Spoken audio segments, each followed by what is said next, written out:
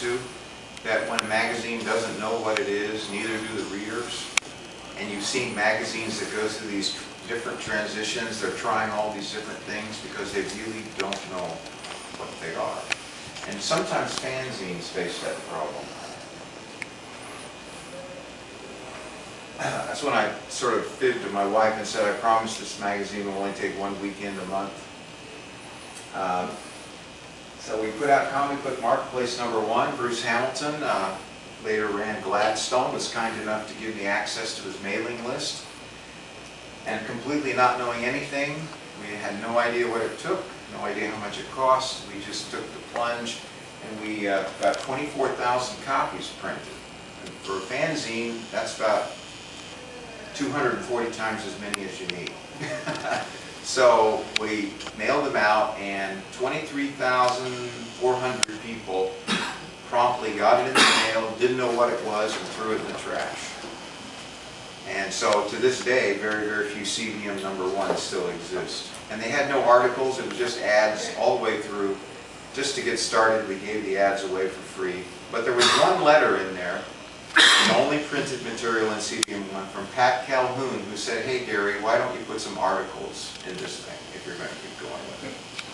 I said, well, that sounds like an interesting idea, and since everyone threw away #1, I guess we'll have to do something different. So we put out CBM #2, and it was just at a time in the early 90s where people were interested in collecting old price guides. I knew Bob Overstreet over the years. He was kind enough to give me access to his archives, and we started putting together. Now, what these were, does anyone know what a self-cover is? Ever heard the term self-cover? That's when you simply have the interior pages, you really have no cover, and you use the last wraparound to be the cover. The auto trader does that sometimes, and those kinds of things. It's cheap because you don't have to bind on an extra cover. It's just a way of saving money. So these first few issues were called self-cover issues. And then we decided to add color to CBM3, and then CBM4 happened. What we did is we printed 10,000 copies, and Mick Raven, a friend of mine who was at this con, and I walked around the Comic-Con in 91, and handed them all out. He gave them all away to people. And guess what they did with them? They read them and promptly put them in the trash can, just like CBM1. So, not being smart, I decided to keep going. And we began to start featuring people, like our Alex Schomburg issue with issue 5. And we started attacking issues that affected comic book collectors, like a big issue was restoration. And look how restoration has taken over the whole valuation of comics. It was sort of the new topic in those days. CBM9, we were the first ones to really talk about Lou Fine in an intelligent and historical way. And then with CBM14, you notice that the logo is different.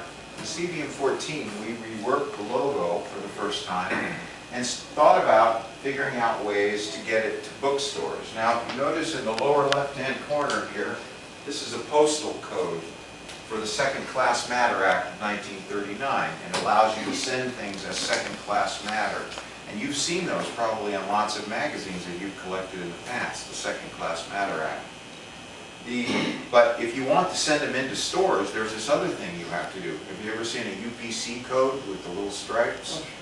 And that UPC code costs money. It turns out that there's a company that owns the copyright on the Universal Products Code, and you have to pay them, and they're the only ones who are allowed to produce your UPC code, which you then put on and then photographed by the printer.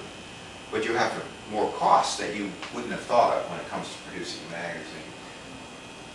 So, just about this time, Bob Overstreet called me up, and he said, there's this Canadian company who wants to make 10,000 coin kits, 10,000 stamp collecting kits, and 10,000 comic book collecting kits, and they want a magazine and they want a price guide. And I haven't got time to do it. You can use the Overstreet material if you want. So what I did is, you notice the look of this Comic Book Marketplace. This is actually the cover to Comic Book Marketplace 12.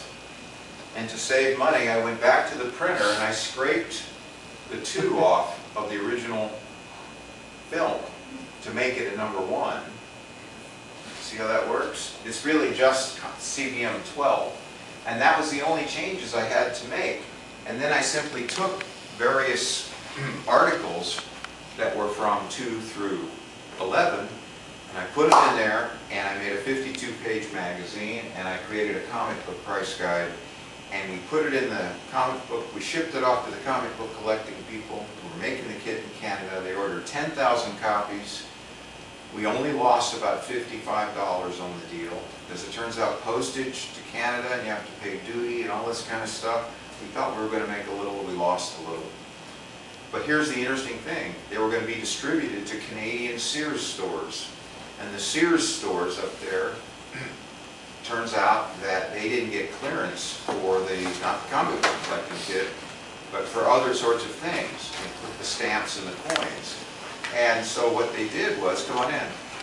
And so what happened was is that Sears ended up suing them, the Canadian government ended up suing them, and 10,000 of these comic book collecting kits were destroyed, along with all the stamp collecting kits and the coin collecting kits.